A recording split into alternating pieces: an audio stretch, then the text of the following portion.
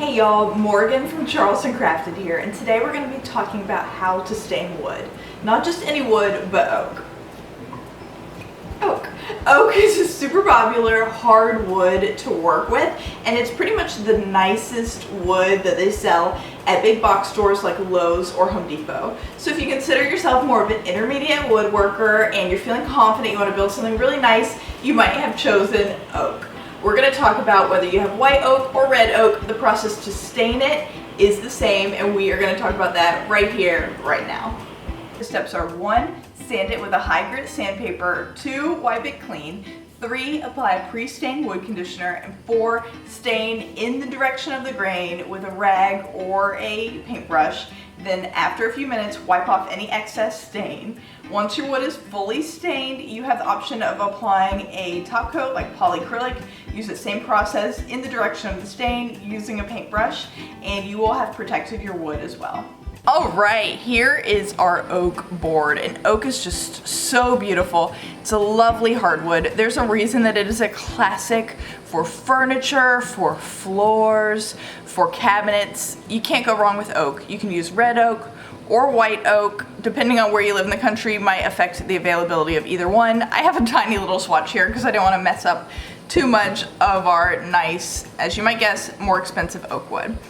So this is a hard wood. It is going to absorb stain a lot more faintly, so absorb a lot less of the stain compared to a softer wood. But regardless, we're still going to treat it well because we don't want to mess up our beautiful oak. So you're going to want to start by sanding in the direction of the grain. You'll probably be sanding as you do your project. So you'll sand with a lower grit, more coarse sandpaper first, and then work your way up to a fine grit, which is what this is, something with a grit over 200. And that's kind of your finishing sandpaper. Sanding sponge is what I'm using.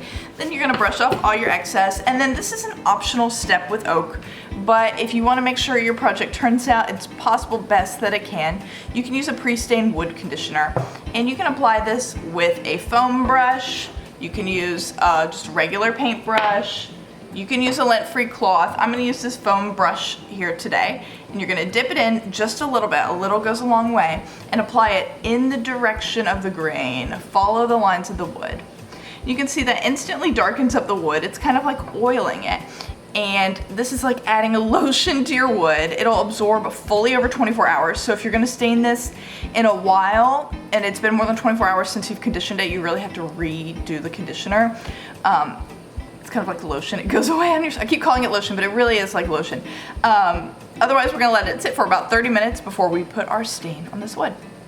All right, here's our oak after the wood conditioner sat in it for 30 minutes.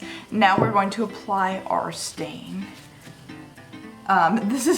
So now we're going to apply our stain. This is the gray stain that I'm working with. When you're working with a darker stain like this especially, it's important to use a stir stick and stir. Don't shake your stain. Stir it up really nicely. The pigment has a tendency to sink to the bottom, and stirring it will make it nice and even so the top isn't watery, so you get that color that you really want all the way through. Now you can use a paintbrush or a lint-free cloth. I'm gonna use a lint-free cloth for my staining here. Just take a little bit, dip it, and then apply in the direction of the grain. It's important to remember that oak is a hardwood, so it does not absorb as much stain as like a softer pine would. So we're gonna apply it, and then we're gonna let it sit for a couple minutes. I just let that sit for a minute, and now we're gonna wipe off the excess. And look at that, just a lovely little gray haze on our oak. If you want a darker finish, just repeat this and do a couple of coats. Or like I said, you can let it sit longer before wiping off the excess. That's how easy it is to stain wood. I hope that this was informative and helped you for your next woodworking project. Thanks so much for watching.